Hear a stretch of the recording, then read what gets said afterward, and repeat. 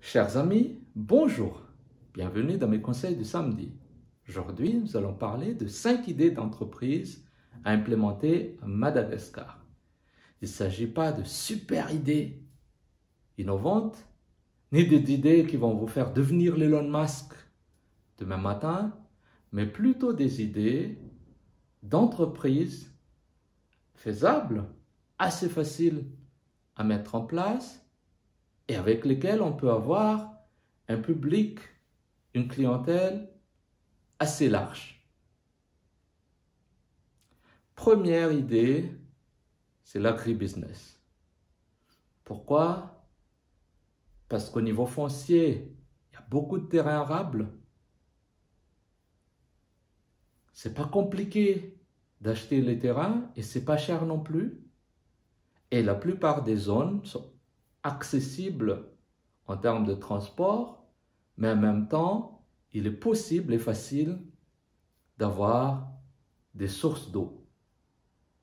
Quand on parle de l'agribusiness, bien évidemment, on peut parler de tout ce qui est culture maraîchère, de tout ce qui est culture autre, nourriture, mais il y a aussi les produits de rente pour lesquels Madagascar est très connu.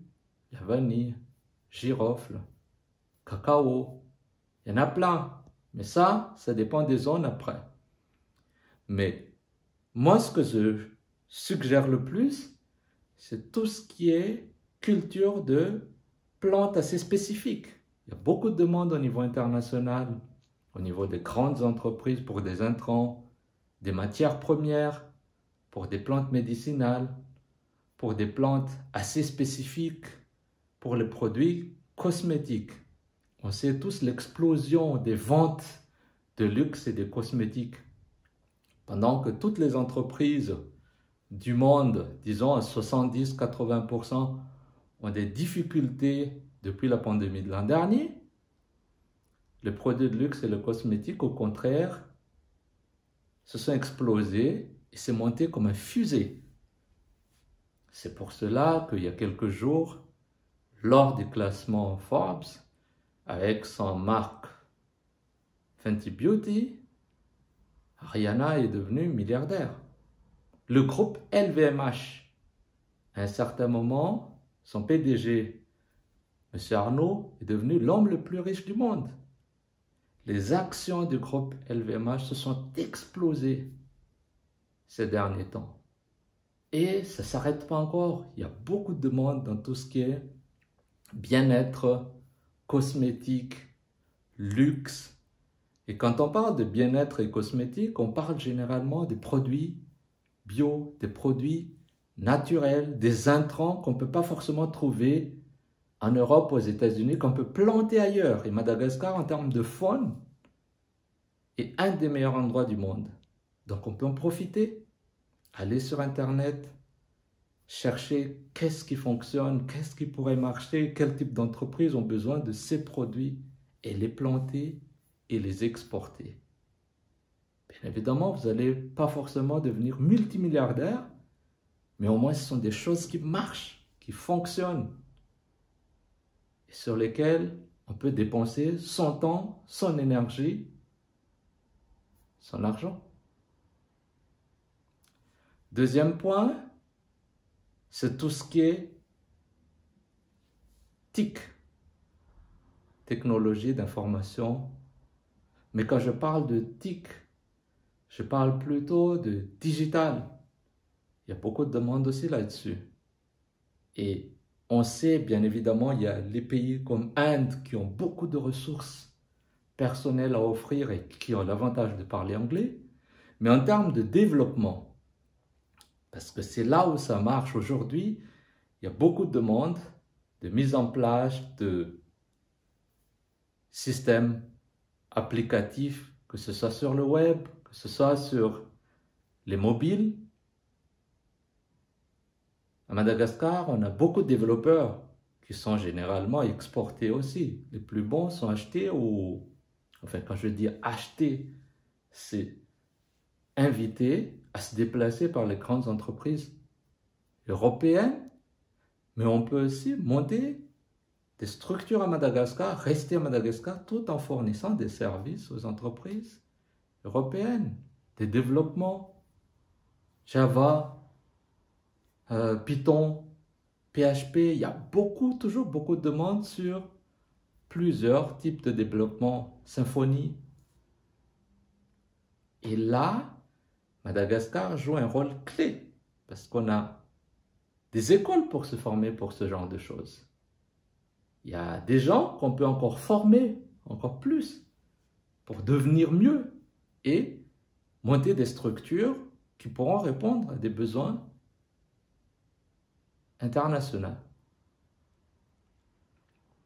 Des besoins internationaux. Troisième point, c'est tout ce qui est commerce.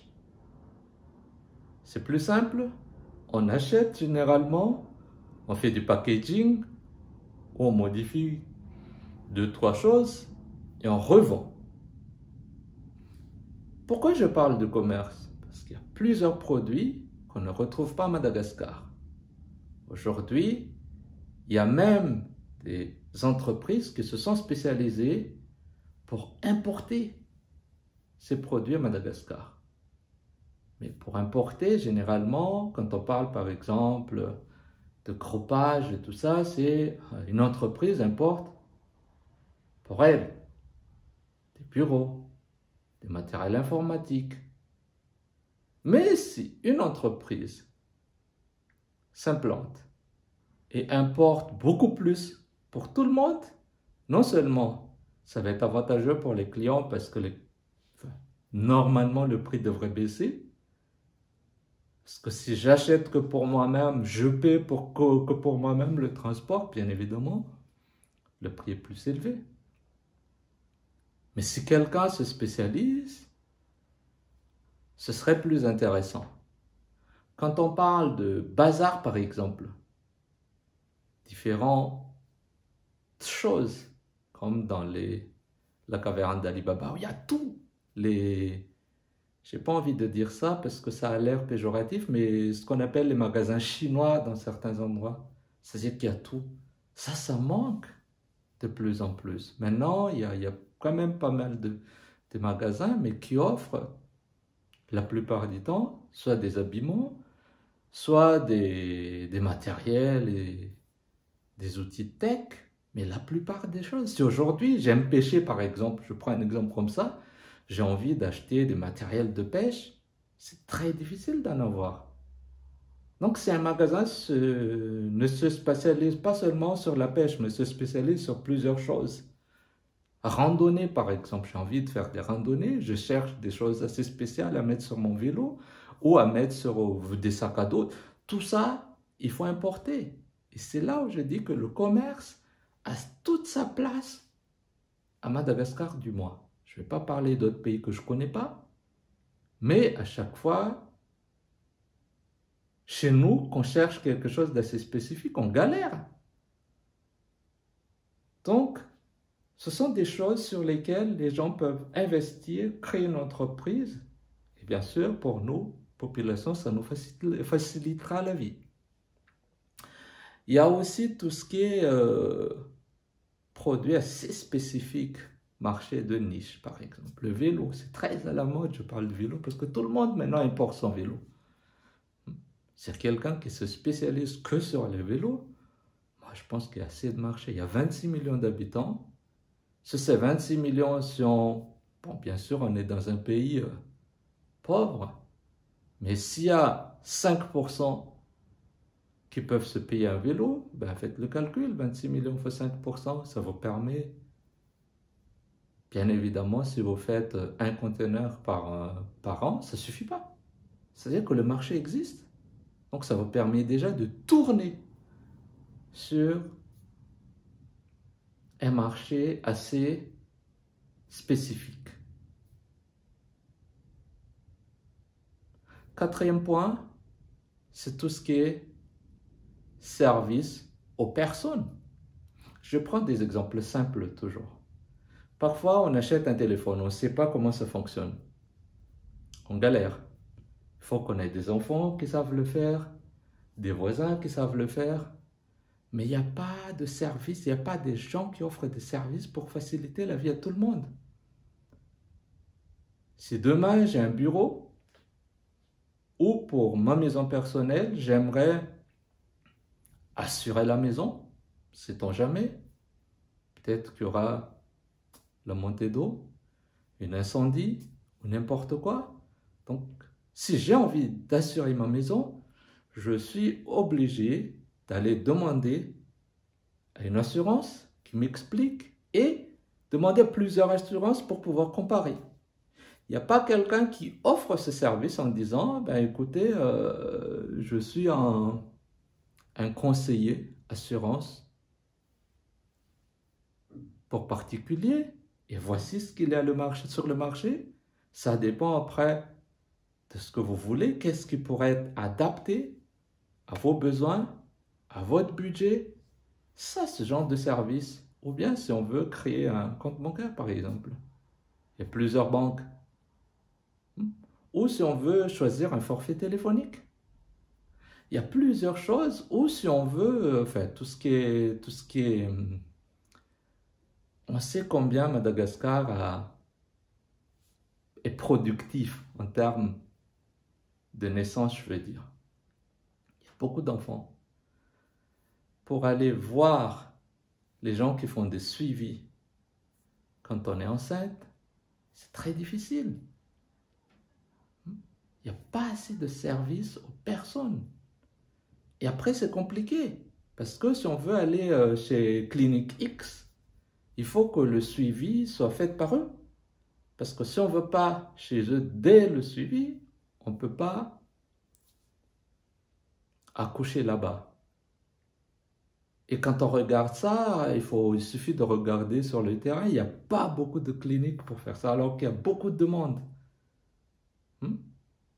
Et les cliniques, soit ici le prix, soit ici. Il n'y a pas au milieu. Tout ça, ce sont des possibilités d'entreprendre service aux personnes, que ce soit sur la santé, sur la vie quotidienne, le sport. Quand on veut faire du sport, ben on vient dans une salle. Il n'y a pas assez de coachs sportifs pour nous suivre. Si on regarde coach sportif, il y a 2 ou 3 qu'on trouve sur Internet. Pour Tana, qui a quand même 2 millions d'habitants, comparé à d'autres villes qui ont 2 millions d'habitants dans le monde, je pense que 3, même si on multiplie ça par 10, 30, c'est encore très peu. Ça devrait être 5, 10 par quartier, vu le besoin actuel. Tout le monde a des infarctus, tout le monde a des problèmes de cœur parce qu'on mange. La classe moyenne, enfin, les 20% et quelques de la population, ils ont les moyens. C'est pas pour rien qu'il y a les KFC et tout ça qui s'implémentent. Parce qu'il y a le marché. Le marché est là, le marché de là. À manger aussi, parce que maintenant c'est vite, vite, vite. Bon, quand on veut avoir de bon temps et tout, on est au resto, il y a assez de restos. À Tana, il y en a presque au moins un par quartier. Mais le fast-food, il n'y a pas assez. Aujourd'hui, le mode de vie, c'est vite, vite, vite. On mange très rapidement au fast-food. Même pour trouver son compagnon, speed dating. C'est dommage, mais c'est comme ça. Et l'entrepreneuriat doit suivre cette mode de vie. Dernier point, c'est encore dans ce sens, c'est tout ce qui est loisirs et divertissement. Bien sûr, on a quelques cinémas, mais sinon on a les bars. Mais ça, c'est pas sain, ça, pour la santé. Il faut beaucoup plus de divertissement, des lieux pour faire du sport, la nuit. On n'est pas tous obligés d'aller dans un seul endroit pour jouer au basket. Il devrait y avoir par quartier. Et tout ça, ce sont des choses qui peuvent être faites par des entrepreneurs parce qu'on peut faire des choses payantes. Il n'y a pas assez de parcs, par exemple. Même pour faire, je prends n'importe quoi, du karting, il faut aller loin. Il n'y a pas en ville, alors que dans d'autres villes, ils prennent un hangar, ils font des circuits à l'intérieur et on peut faire dans plusieurs quartiers et jusqu'à minuit, on peut rouler. Si on travaille la journée, qu'on a envie de se voir avec des amis pour jouer sur la piste après avoir mangé à 23h ou à 22h, on a du mal. Donc voilà, il y a plein de choses. Le marché, ça peut être des niches, ça peut être plus vaste, mais il y a plein de choses à créer. Bien évidemment, certains demandent beaucoup plus d'investissement que d'autres. Mais aussi, si vous montez le projet, vous pouvez toujours parler à des investisseurs. Ça aussi, il y en a plein. Et ça, Madagascar en a vraiment plein quand je compare avec d'autres pays africains, que ce soit aux alentours ou plus loin dans le continent. Donc voilà notre sujet d'aujourd'hui. On va s'arrêter là. 5 idées d'entreprise à Madagascar. Donc c'est l'agribusiness, la digitalisation ou le TIC, technologie de l'information et de la communication, le commerce, le service aux personnes et tout ce qui est loisirs et divertissement. Sur ce, je te donne rendez-vous à la semaine prochaine. Bon week-end, au revoir.